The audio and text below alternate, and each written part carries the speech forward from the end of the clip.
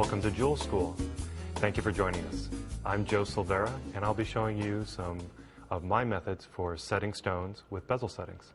So the first thing that you start with are your stone and your bezel wire. We want to make sure that we have a good match between those two.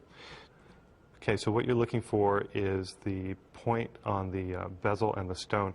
You're looking at the height of the bezel wire, and you're looking for this little space where the bezel wire is sticking up above the taper of the stone. It looks like a little triangle, just like that. Then we can start wrapping this around the stone. And this is fine silver, so it's very soft, so it's easy to form it with your fingers around the stone. And I do this with the back of the stone facing me, so that I can really see the outline of the cabochon. And when you pull on the bezel wire a little bit, you can see it's nice and snug to the stone, except for where it's overlapping. And that is our fit. So now we have to mark it and cut it. So what you're looking for is how the ends are coming together. That is looking pretty good. So we'll get this set up for soldering now.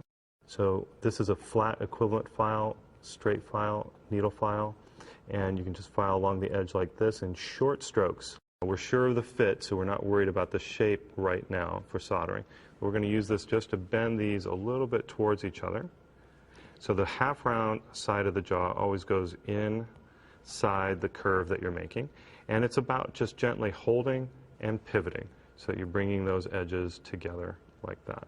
Now we still need to apply some flux. We'll go ahead and put a little bit of flux on there.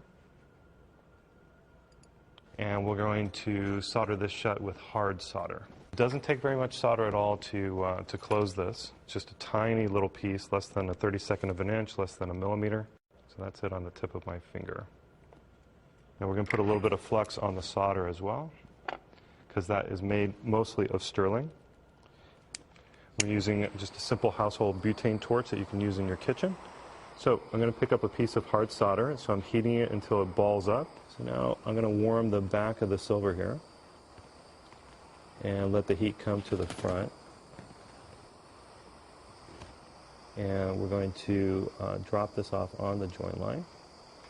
It has to be right on the join.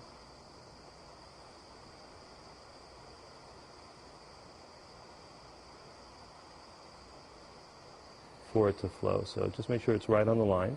So heat it in the back, and then just bring the heat right down the middle of the join, and it'll flow nicely from top to bottom.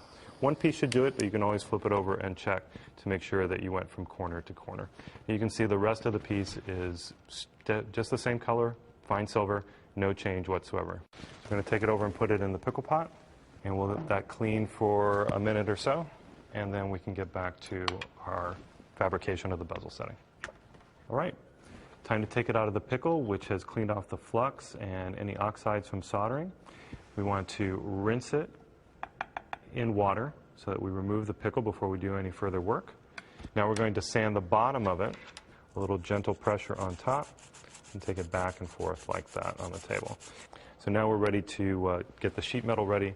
Just set the sheet metal down and check the fit. So I'm going to use a tool called dividers.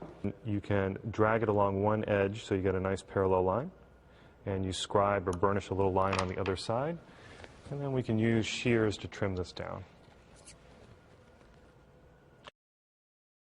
So now that we've sanded the top and bottom, we want to make sure that we're putting this down on the sheet metal the correct way. So I've got the stone in place, the fit looks good, and it looks nice and tight to the bottom. Darken the top edge here, so that if I see the black edge of the permanent marker, that I know this is the right way.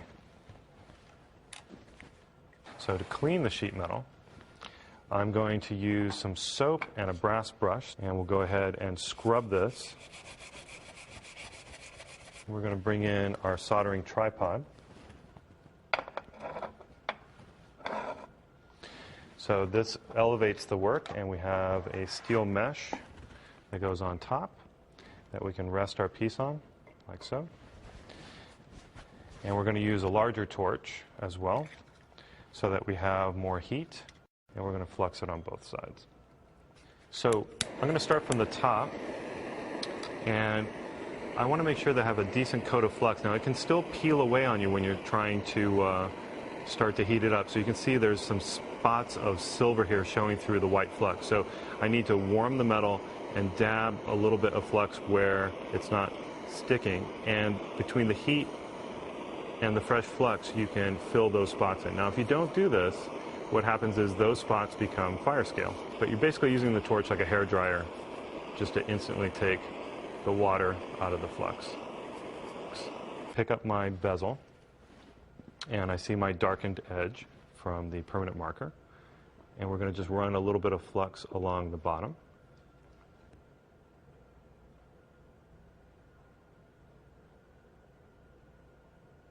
Because that edge is going to be in contact, and just a little bit on the join itself.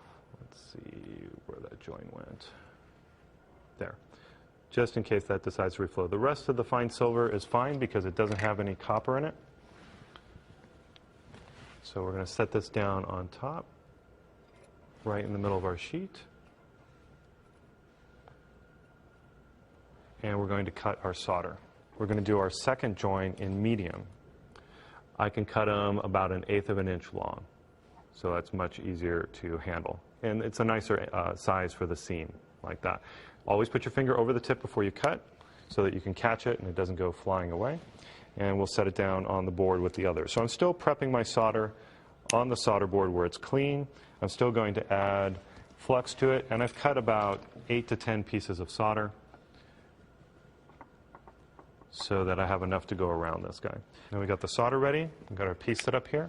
So we're going to go on with the torch. I'm going to bring it in from underneath.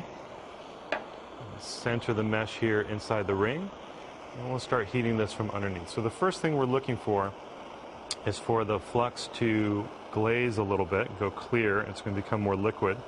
And when it does that, it will, the bezel will lower all the way down to the sheet.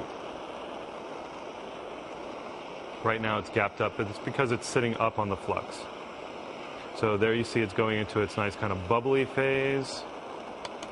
So the first piece is going to go where the join is, right at the bottom. So it has to be against the sheet and against the edge of the bezel. Next one's going to go on the opposite side. So I'm using the torch underneath to keep it warm. And then when I stop, I take the torch out to the side like this and just let it sit straight up in neutral.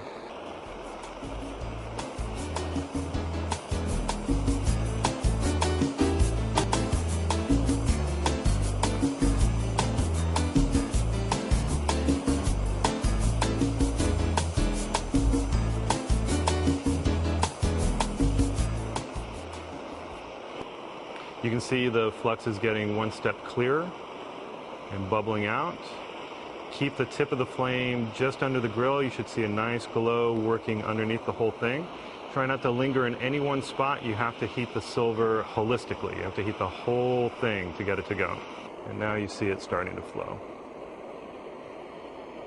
And a nice circle all the way around. And if you need to, you can use the pick to kind of pull the join line like that.